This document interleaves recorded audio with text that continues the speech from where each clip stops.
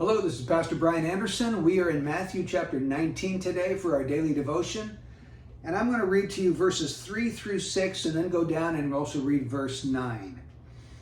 Some Pharisees came to Jesus testing him and asking, "Is it lawful for a man to divorce his wife for any reason at all?"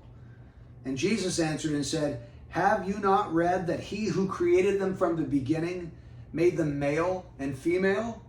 And said, for this reason, a man shall leave his father and mother and be joined to his wife, and the two shall become one flesh. So they are no longer two, but one flesh. What therefore God has joined together, let no man separate." Verse 9, "And I say to you, whoever divorces his wife except for immorality and marries another woman commits adultery." Now, in a day and age and in a culture like we live in, where divorce and remarriage are just rampant, it's everywhere, it's good to go back to the original source and see what Jesus Christ, the Son of God, had to say on the subject. Jesus is pretty clear. It's God's intention that marriage be between one man and one woman for one entire lifetime together. He does give one exception, and that's in verse 9. And we'll get to that in just a minute. That's immorality. But if that is God's intention, then that would rule out certain things, wouldn't it?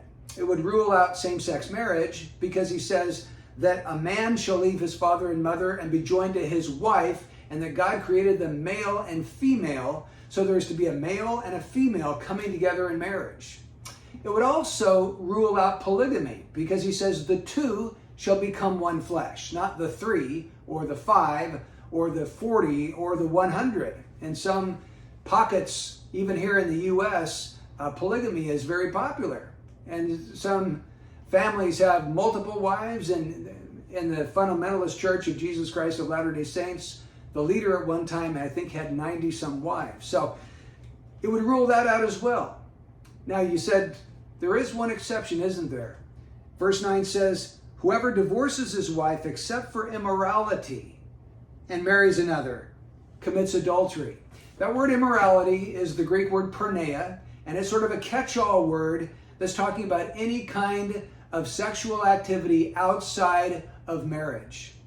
So that would include fornication or adultery or homosexuality or prostitution or bestiality, fill in the blank. Anything that's outside of the legitimate bounds of marriage between one man and one woman is immorality. And if that takes place, it is possible to divorce and remarry. But notice Jesus doesn't command them to divorce and remarry. He just permits it in that one case.